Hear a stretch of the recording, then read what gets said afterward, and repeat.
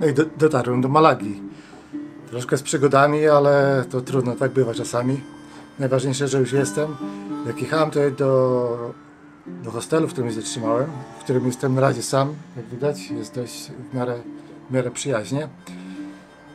To początki od trasy między lotniskiem a samym centrum nie były jakieś zaskakujące i zadowalające, ale późniejszy etap miasta Malagi przykuł moją uwagę i wydaje się bardzo atrakcyjnym miastem. Jakby nie było, jest to ponoć jedno z najstarszych miast Europy.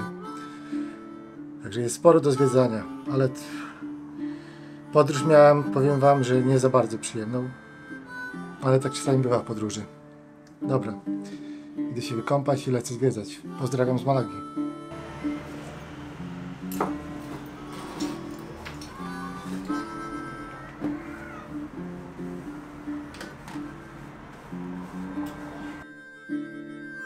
W IX wieku przed naszą erą rozpoczęła się kolonizacja południowych wybrzeży Półwyspu Iberyjskiego przez Fenicjan z Tyru.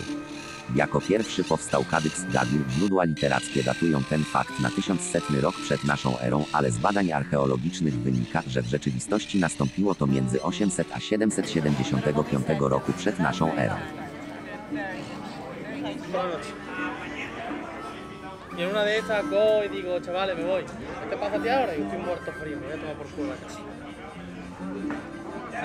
Y llevaba una sudadera y una chaquetilla, ¿eh? Później powstawały kolejne fenickie kolonie: Seksi, dziś Al-Munkar, Abdera, Abra i wreszcie Malaka. Nazwa pochodziła prawdopodobnie od fenickiego słowa oznaczającego sól. W przypadku fenickich kolonii trudno jednak mówić o założeniu miasta. Były to raczej faktorie handlowe, zresztą w znacznym stopniu opierające się na zamieszkałej tu już wcześniej ludności iberyjskiej. Równolegle z kolonizacją fenicką rozwijało się osadnictwo greckie. Półwysep Iberyjski pozostawał jednak terenem niejednorodnym politycznie do czasu jej podboju przez Kartaginę.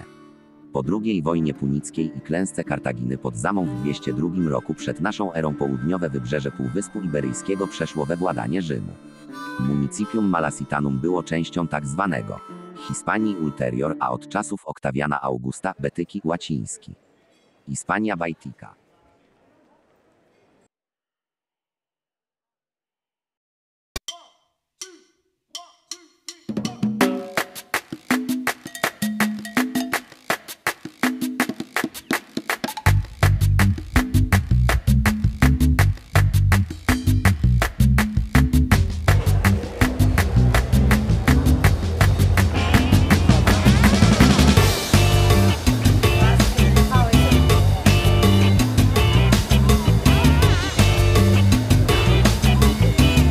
Jak widzicie, chodniki w centrum Malagi też są wyłożone z marmuru w większości części.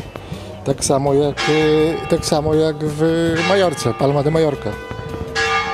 Co fajną estetykę robi miejską.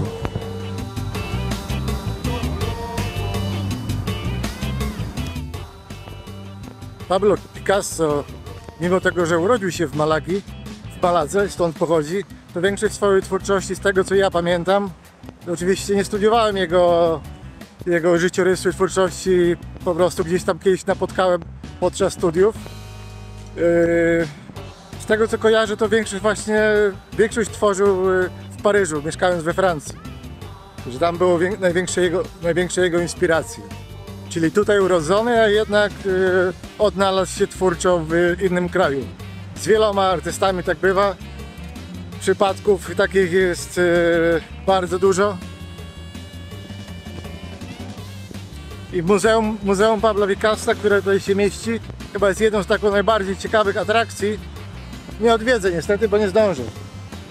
Wiecie, 2 dni na zwiedzenie Malagi to zdecydowanie za mało. Ja już wiem, że tego miasta nie zwiedzę tylko przez 2 dni, bo tutaj jestem sobie tylko przez 2 dni.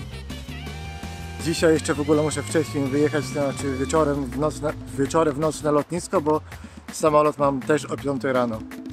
No i jakieś są niuanse tego, że są tanie loty, bo czasami te tanie loty są właśnie odprawiane o takich godzinach, które nie są aż tak bardzo czasowo popularne, bo linie lotnicze za czas dostępu do lotniska płacą w zależności od godziny inne stawki. i te tanie linie lotnicze często wykorzystują możliwość niższych opłat. Dla mnie to w sobie na rękę, nie? Bo aż tak wielkiej straty nie mam, ale czasami zdarza się też, że są te loty w ciągu południa nawet, nie? I też za dobrą cenę. Także jak będziecie się wybierać do Malagi, to weźcie sobie na to miasto przynajmniej ze 4 dni. Jeżeli chcecie pozwiedzać ogólnie i centrum Malagi, i atrakcje, i to co ma w oku, czyli tam szlaki turystyczne. Ja nawet większości atrakcji nie zdążę zobaczyć, bo praktycznie za 2 godziny muszę wracać już do hostelu. Chcę się trochę odrelaksować, poczytam książkę, może trochę pośpię i o 11 jadę na lotnisko. Inaczej, bo cały dzień jak teraz bym pochodził tutaj i od razu jechał na lotnisko, no to by był tak zmęczony, że bardzo prawdopodobne, żebym przespał lot na lotnisku. I wtedy byłby problem. Takie życie. Pozdrawiam z Malagi.